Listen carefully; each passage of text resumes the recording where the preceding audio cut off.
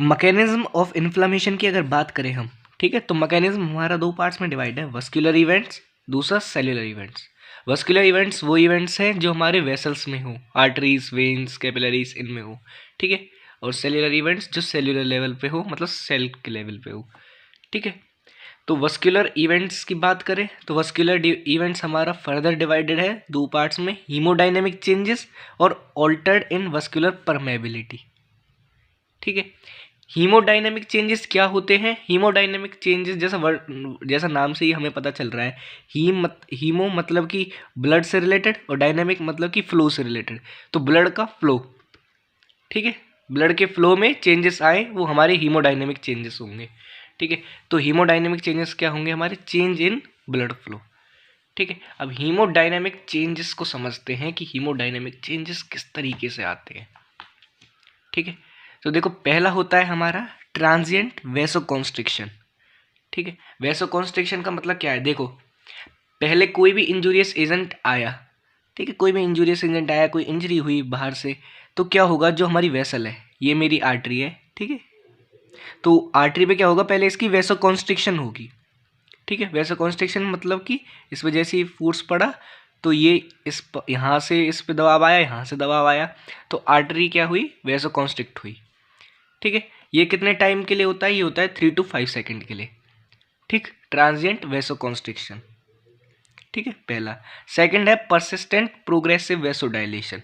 अब क्या होगा वैसोकॉन्स्ट्रिक्शन के बाद कि यही पार्ट जो पहले कॉन्स्ट्रिक्ट हुआ था अभी डायलेट होगा, ठीक है। अब जैसे ही ये पार्ट डायलेट हुआ, देखो पहले तो यहाँ से ब्लड फ्लो कर रहा था, ठीक है, वैसोकॉन्स्ट्रिक्ट हुआ तो यहाँ पे क्या है? प्रेशर बढ़ा, ठीक है। अब यहाँ पे डायलेट हुआ, तो डायलेट हुआ तो यहाँ पे जो ब्लड की वॉल्यूम होगी वो इंक्रीज हो जाएगी, तो मतलब यहाँ पे क्या होगा? ब्लड हमारा ज़्यादा एक्यूमुलेट होगा, ठीक है।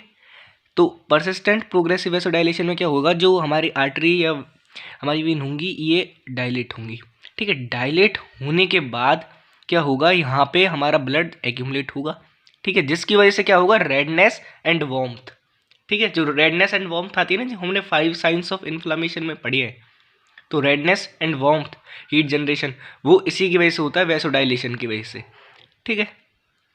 इसके बाद जो थर्ड स्टेप में होगा, थर्ड स्टेप में क्या होगा?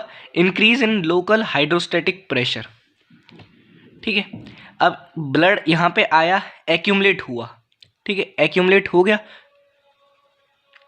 बहुत ब्लड आके यहाँ पे एक्यूमुलेट हो गया, तो ये जो स्टैटिक ब्लड है, ठीक है, वो क्या करेगा? वो अपना फोर्स लगाएगा यहाँ पे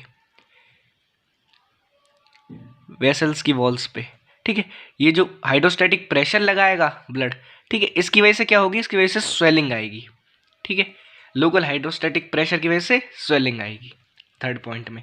फोर्थ है इसके बाद स्लोइंग और स्टेसिस, ठीक है। ब्लड का फ्लो स्लो हो गया, ठीक है। अब स्लो होने के बाद क्या होगा? जैसे ही ब्लड का फ्लो स्लो हो गया, देखो ब्लड का प्रेशर आ रहा है पीछे से, ठीक है, यहाँ पे वैसोडाइलेशन हुई, वैसोडाइलेशन के बाद क्या हुआ? परसिस्टेंट प्रोग्रेसिव वैसोडाइलेशन में क्या हुआ? पहले ब्लड इकट्ठा हुआ, रेडनेस एंड वार्मथ को उसने जनरेट किया।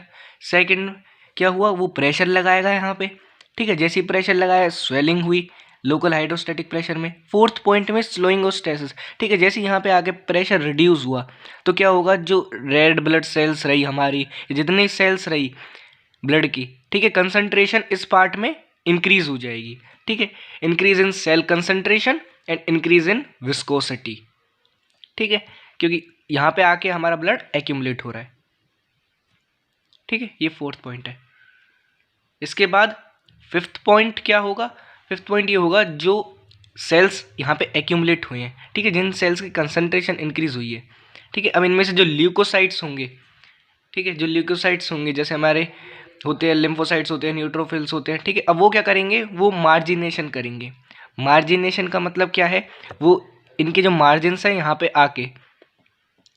आके चिपक जाएंगे, ठीक है, मार्जिनेशन करेंगे, ठीक है। इसके बाद ई माइग्रेशन होगा। अब जो ई माइग्रेशन का प्रोसेस है ये क्या है कि ब्लड वेसल से ये निकल के बाहर के एक्स्ट्रा सेल्यूलर स्पेस में आ जाएंगे, ठीक है, एक्स्ट्रा सेल्यूलर स्पेस या फिर टिश्यू कह सकते हो आप, उस टिश्यू में आ जाएंगे, ठीक है। ये प्रोसेस है ई माइग्रेशन का जो ल्यूकोसाइटिक मार्जिनेशन में होती है, ठीक है। तो ये ये 5 पॉइंट्स हैं जो इसमें होता है हीमोडायनेमिक चेंजेस में।